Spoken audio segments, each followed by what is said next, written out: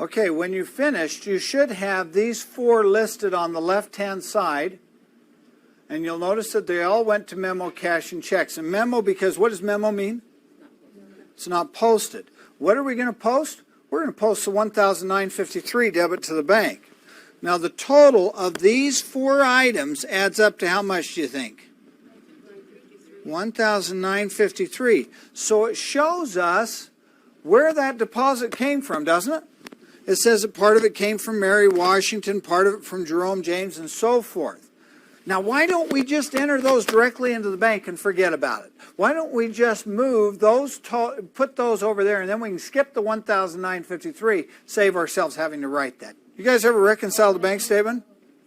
You know, if we have each of these amounts shown over here in detail, we aren't going to know when the bank statement comes through which of them was in the deposit, because we're only going to see on the bank statement one amount, right?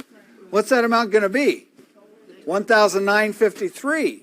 Imagine if we have the detail here in here, we won't know which ones went into that $1,953. Do you follow that?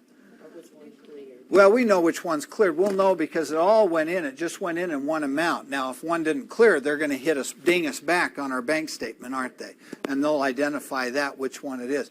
But the main reason why is so that when we reconcile the bank statement, we're able to see the exact amount on the journal that went in on that deposit.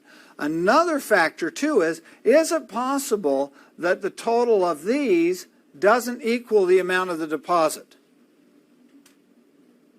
Why?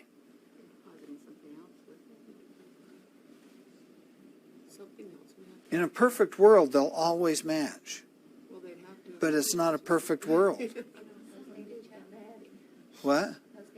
Well, probably if it's a post-dated check, that would be true. We'd have to have a separate deposit for it. But the reason why is because what if someone counts back the wrong amount of change? What if Mary Washington gave us $1,000 bill and the clerk gave her back a $1 bill and then a $5 bill just accidentally? Is that possible to do that? Oh, yes. Then when you make the deposit, are you going to have a problem? Yeah, those four won't add up to the amount of the deposit. And when that happens, then you've got an over and short, okay? And that's what that column is for over there, is an over and short, for the difference between the actual deposit and what the receipts add up to, okay? And that's the real world. Now, in this particular situation, don't worry about over and shorts. It's a perfect world in artistic furniture, but it won't be in some of the other practice sets we work in, okay? So recognize that there's two reasons why we have this. One is to be able to go back in and figure out which ones of these add into that deposit so that we can reconcile the bank statement. The other reason why is to actually be able to go in and see, do we have an over and short situation? Okay, is the deposit more or less than it should be?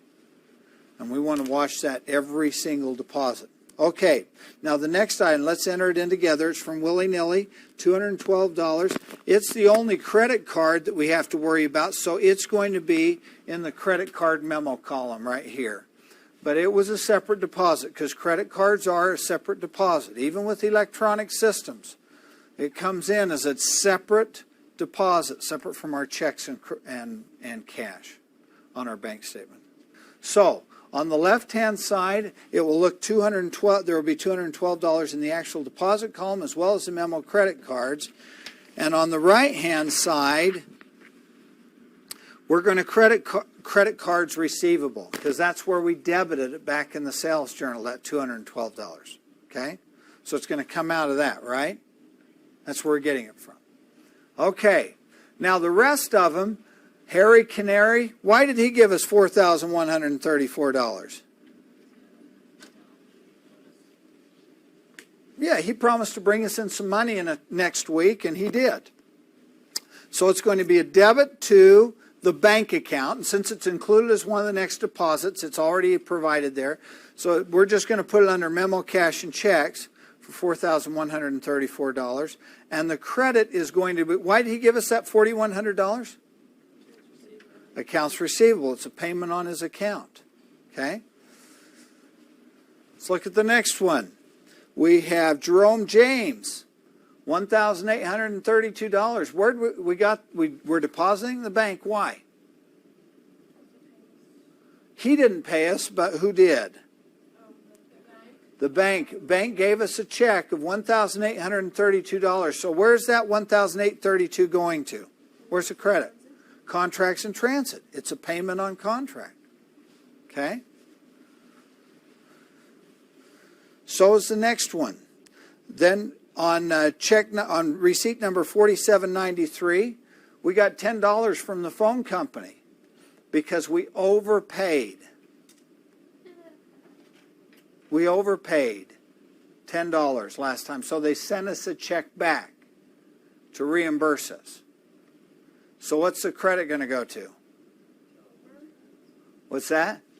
Telephone expense. It's a credit telephone expense. Remember, we said expenses are almost always 99.9% of the way time what? They're debits. In this case, however, because we got a refund, which is that 0.1% of the time that we're going to have something like this, there's going to be a credit to it. The commission on the vending machine from Cola Bottling Company. What's that? Miscellaneous income. Barry Ross is making a payment on his account for $16,791, and we went and borrowed $20,000 from River Bank Company, so that's going to be a credit to what account?